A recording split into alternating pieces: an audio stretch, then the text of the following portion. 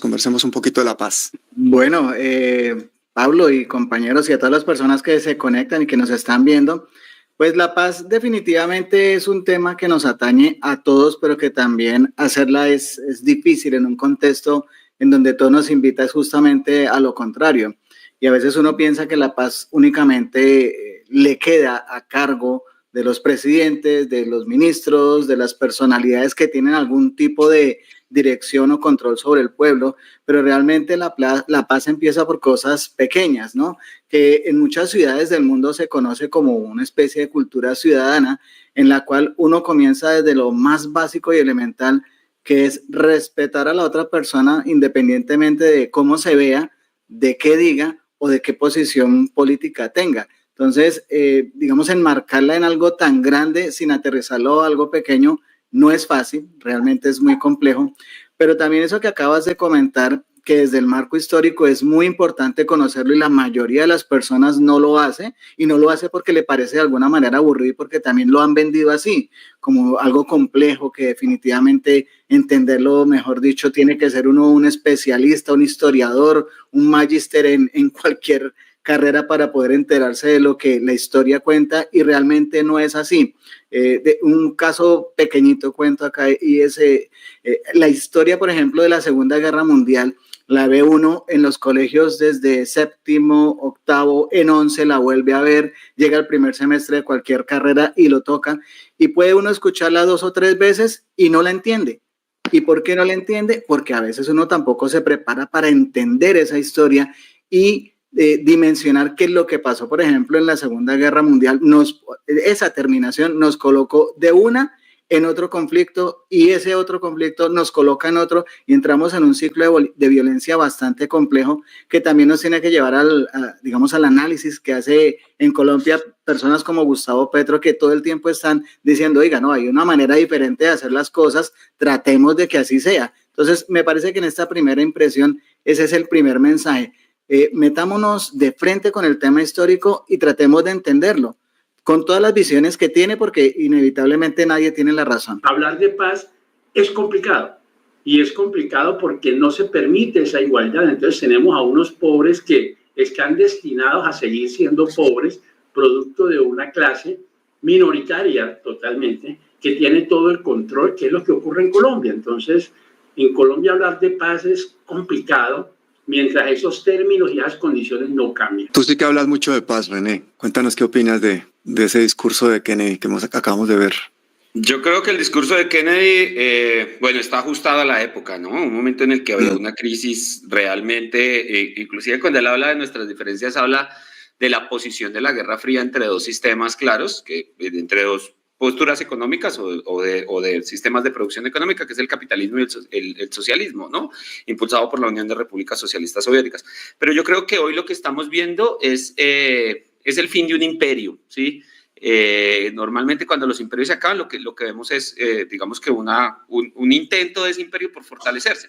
No hay que olvidar y no hay que negar que Estados Unidos está en decadencia, que Europa y su sistema capital, ese capitalismo imperialista, ¿sí? que impusieron, en el cual el eje del norte domina sobre el eje del sur, extrae las riquezas del sur y posteriormente se hace rico, y hay que decírselo, los europeos hablan muy chévere de derechos humanos y de respeto a la humanidad y todo, pero eso sucede dentro de sus fronteras para sus ciudadanos, porque en el resto del mundo, pues nosotros sabemos quiénes son quienes nos financian los paramilitares, quiénes fueron los que nos trajeron los cultivos de coca, quiénes son los que han dinamizado la guerra acá, ¿sí?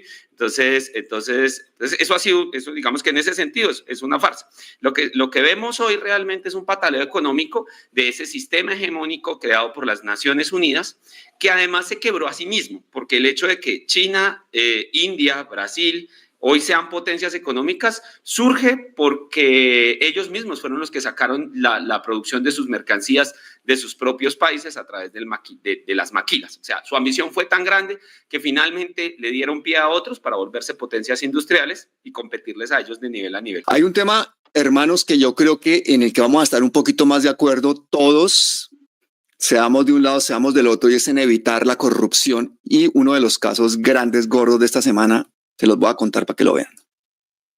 Háganle caso a Diego Santos y échenle ojo a esto. Esta foto son los miembros principales de la Junta Directiva de Cosalud, que es la EPS recientemente intervenida, y en la que la junta directiva, ojito, giró 206 mil millones de pesos a un banco. ¿Para qué? Para pagar la deuda de un privado con recursos públicos. Y hay dos miembros de esa junta que hay que destacar. Uno de ellos es el propio papá del señor Diego Santos, el señor Rafael Santos, que además es hermano de Pacho Santos, expresidente de Álvaro Uribe. Y el otro miembro, también de una ilustre familia, es el señor Jaime Pastrana, hermano del expresidente Misael Pastrana y tío del otro expresidente de la misma familia, el señor Andrés Pastrana. Díganme en los comentarios cómo les queda el ojo con esta noticia, pero les voy a dar un poquito más de contexto. Jaime Miguel González, presidente de Cosalud, hasta marzo de 2023, realizó un préstamo al banco GNB Sudameris por más de 220 mil millones de pesos a través de Cosalud Inversa, una empresa diferente a la EPS, pero como lo demuestra el certificado de Cámara y Comercio, está representada por el mismo. Buscando cosas. Lo irregular de la operación es que González puso como fiador del préstamo a la EPS e incumplió el pago, lo que hizo que el banco se cobrara con los recursos públicos de la salud que tenía la EPS Cosalud en su fiducia. Pero estos 206.213 millones de pesos, hoy los tiene un banco, GNB Sudameris, que fueron cobrados por no haber gestionado una deuda que adquirió un particular y entonces la respalda una EPS con recurso público, con recurso que hubiera servido para darle tratamiento para el cáncer oportunamente a alguien. ¿Cómo les quedó el ojo? Ahora sí se dan cuenta por qué es tan molesta Carolina Corcho para este sistema corrupto, por qué había que sacarla, por qué hay que seguirla estigmatizando, ninguneándola, cancelándola, porque es la que puso el dedo en esa llaga que son más de 90 billones de pesos al año, que se lo quieren seguir robando. Ahí metieron ese otro mico. Es que eso es una vaina muy descarada y fíjate, toda esta gente de bien, de grandes familias, de expresidentes metidas en la rapiña del dinero de la salud de los colombianos. Es que no hay derecho. Cuéntenme ustedes qué piensan, Alejandra. Mira, de verdad me siento identificada con eso que está pasando porque eso en la salud no es en el único sitio que pasa y nosotros lo hemos venido denunciando con ETV. Y mientras que la corrupción siga siendo tratada con casa por cárcel, mansión por cárcel, pues esto va a seguir, o sea, no hay ningún tipo de sanción, no hay ningún tipo de impedimento para que lo sigan haciendo. Y sí, Carolina Corcho venía denunciando billones de pesos de desfalco que venían haciendo de la salud, la sacan también al que era el concejal de Bogotá, Luis Carlos Leal, que fue también el ministro de la salud, superintendente, lo sacan. Entonces, el problema es que los que siempre quedan y los que nunca les pasa nada son a los que cometen todos estos delitos, pero a los que denuncian la muerte política, a los que denuncian el ciberbullying, el más impresionante. Entonces, yo creo que más que modificar hacer una reforma a la salud, lo que se tiene que hacer es una reforma para que este tipo de delitos sean digamos, que tengan un tipo de castigo. William, tú te has entrevistado a Carolina con Mauricio. ¿Qué te parece de este nuevo caso de corrupción, que es uno de tantos y que encima tenemos el mico ahora por resolver? Pues Pablo, compañeros y a las personas que nos ven, primero que todo, pues eso genera más conciencia de la importancia que tienen personas como Carolina, que se atreven de frente a decir qué es lo que está pasando, pero no solamente decirlo, sino explicarlo, porque es que muchas veces en estos temas tan complejos no es tan fácil identificar cómo es que se pierde el dinero, cómo es que se va yendo por un lado, por otro, y rastrearlo, pues se vuelve casi que misión imposible. Entonces, yo agregaría que la parte más vital de ese caso concreto es que cuando uno jala la pita, termina dándose cuenta que hay demasiados eslabones de esa cadena en la cual durante muchos años los gobiernos anteriores se especializaron en construir un entramado tan complejo que prácticamente cuando llega este nuevo gobierno le queda muy difícil entender cómo es que funciona ese entramado. Yo trabajé 7 años en el sector público en una empresa X y luego trabajé otros años en otra empresa X y fui testigo de cómo ese entramado que muchas veces ni siquiera es ilegal, que es lo peor del cuento, ni siquiera es que sea ilegal, sino que es un entramado tan bien estructurado que una cosa le cubre la espalda a la otra y luego esa otra está respaldada por un articulito, por un código, por una norma, y entonces rastrear todo eso es muy complejo. Entonces, para volver a la parte inicial de tu pregunta es, Carolina, no ahorita porque tenga, digamos, más exposición, sino porque en sus años previos a lo que está pasando, ya había explicado, por ejemplo, qué es la integración vertical en la salud, que eso lo habíamos visto en otros, digamos, segmentos de la economía, que es casi que normal, digámoslo así, porque la economía tiene esa dinámica, pero que cuando uno la ve aplicada a la salud y se da cuenta que es un negocio redondo en donde qué chévere hacerme millonario cuando yo no tengo que invertir como empresa, sino que es que utilizo los recursos del Estado, me apalanco en ellos, crezco, compro propiedades, me voy a viajar, tengo yate, etcétera, pues ese es un negocio de la berraquera porque ni siquiera uno como empresario tiene que poner plata de su bolsillo, sino que ya le montaron un andamiaje que ahora sí, vayan y cuestiónenlo y es un problema porque viene en la otra salvaguarda que se llama una justicia amañada que no va a permitir que salga a la luz pública todos esos entramados. Mauricio Marulanda, ¿te sorprende que Carolina Corcho haya arrasado en la encuesta de los alternativos? En definitiva no. De hecho, la única vez que me preguntaron cuál sería mi candidata, no como a René que se quedó por ahí calladito en una entrevista, yo sí dije de entrada, para mí la candidata que tiene el país en la cabeza, que no está ligada a esa izquierda revolucionaria, guerrillera, llamémoslo así, porque es que esa palabra guerrillera y revolucionaria a todo el país en cierta forma como que no le cuadra, sobre todo a la clase media y a la clase alta. Es una persona que tiene la capacidad. Me duele cuando la gente dice, y eso es preocupante, que es que ya solo sabe de salud. Y ahí sí reitero lo que tú has dicho, vean los videos de ella, escuchen las últimas intervenciones, hablando ya de gobierno, hablando ya de las fórmulas y las reformas que se requieren. Pero volviendo a este punto de lo que estás hablando ahorita con Cosalud, esa pregunta se la decía yo a ella cuando la tuvimos en el programa y era, venga, lo primero que debió haberse gestionado en Colombia debería haber sido la reforma a la justicia. Lo que está diciendo también todos en Colombia es cómo es posible que alguien que se abudinea 70.000 millones, que se roba 200.000 millones, porque son hermanos familiares de esas mismas élites, de las mismas que han controlado, esos caciques que siempre han controlado el país, ¿cómo es posible que no les pase nada? Y en el peor de los casos, si los llevaran a juicio, terminarían en casa por cárcel. Entonces tú empezaste el programa hoy diciendo, hablemos de paz. Vale, yo te lo aplaudo. Pero para hablar de paz tenemos que empezar a entender que todos estos actos de corrupción que ocurran en Colombia tiene que modificarse la ley. ¿Qué hizo Singapur? Bueno, el que roba el erario público se muere, pena de muerte, no hay otra. Y están persiguiendo, acabaron con la corrupción porque esa es la única forma. Vamos a poner algo serio, gente. Vamos a hablar de una cosa pedagógica. Les voy a poner un vídeo, por ejemplo, para que les expliquen qué es la división de poderes.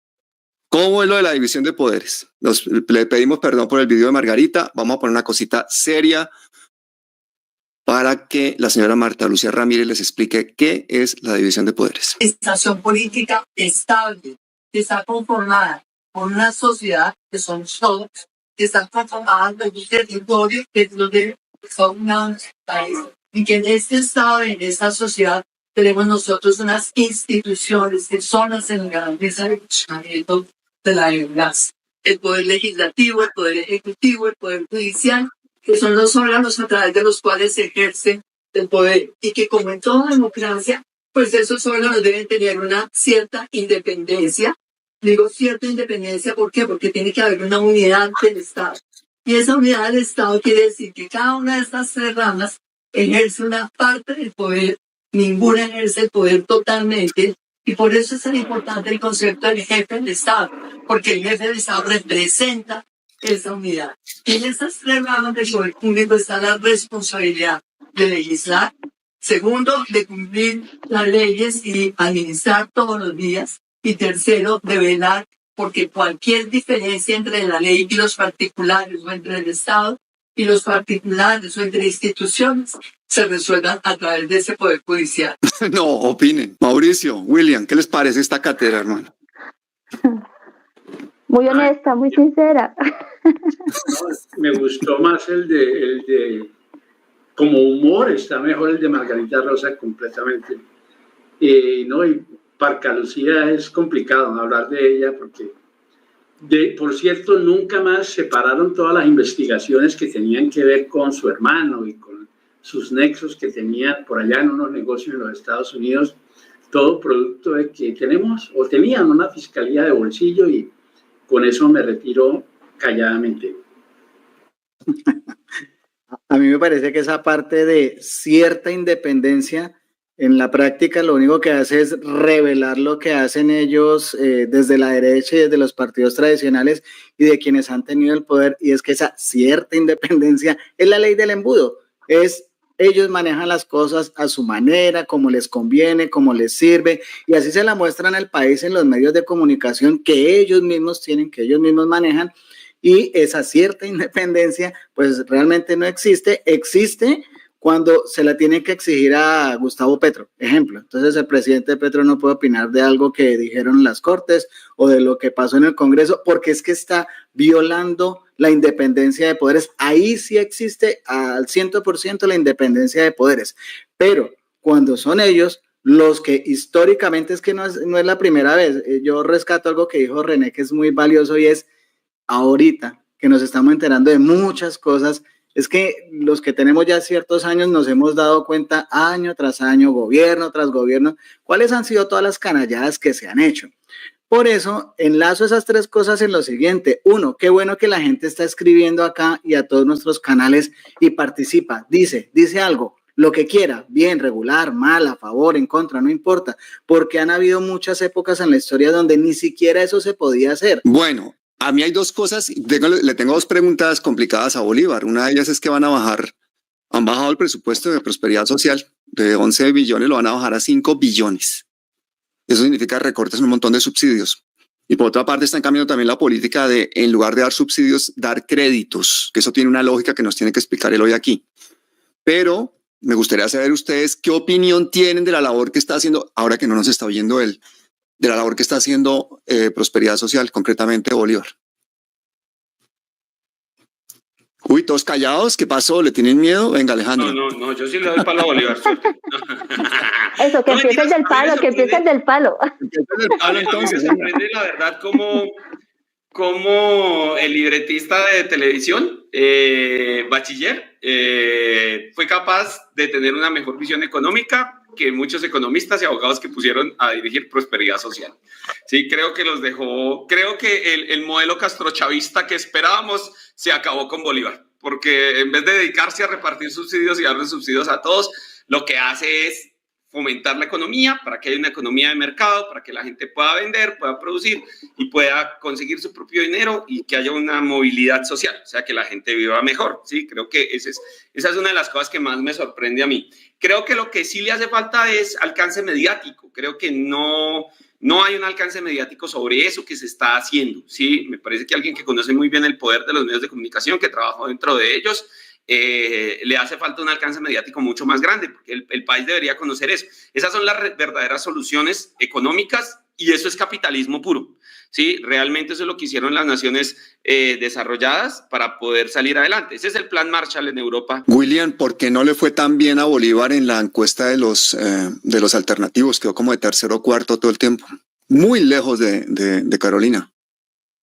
Bueno, hay varias razones. Lo que pasa es que hay un antecedente que de pronto a la gente no le quedó como gustando, o a un sector de las personas no le quedó gustando, y tiene que ver con su desempeño en la alcaldía, o mejor, en su aspiración a la alcaldía de Bogotá, en la cual realmente muchos teníamos cifradas las esperanzas, y qué diferente sería Bogotá ahorita si hubiese ganado Bolívar, ¿cierto?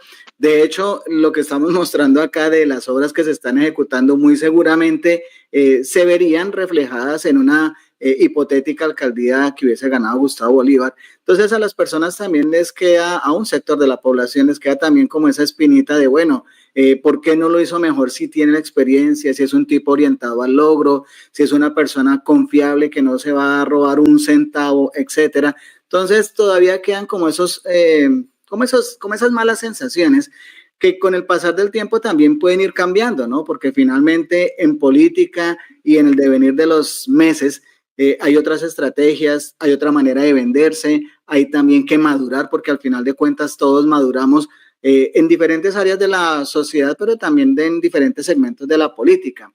Creo que en este momento todos los sondeos que se están haciendo de todas maneras lo contemplan a él. Entonces pueden pasar cosas porque al final de cuentas obras son amores. Entonces por aquí alguna de las personas que comentaban en el chat decía, no se les olvide que también ha sido empresario, y yo defiendo bastante eso en el sentido de que a veces la izquierda, el progresismo se ha vendido entre comillas, colóquelo ahí entre comillas, mal, en el sentido de que la gente piensa que es que la izquierda siempre basada en un exceso de idealismo no logra concretar las cosas, pero hay demasiados ejemplos que demuestran lo contrario, ¿cierto? Y uno de esos puede ser el mismo Bolívar y el mismo Gustavo Petro, en cosas que sí se hacen, pero que no se muestran, y que cuando se muestran lamentablemente siempre van a mirar el detalle pequeñito, porque ese es el de atacar al gobierno, porque lo peor que le puede pasar a la derecha es que a la izquierda le vaya bien o al progresismo le vaya bien, porque ahí sí no hay cómo tumbarlo, es muy complejo. Y obras son amores.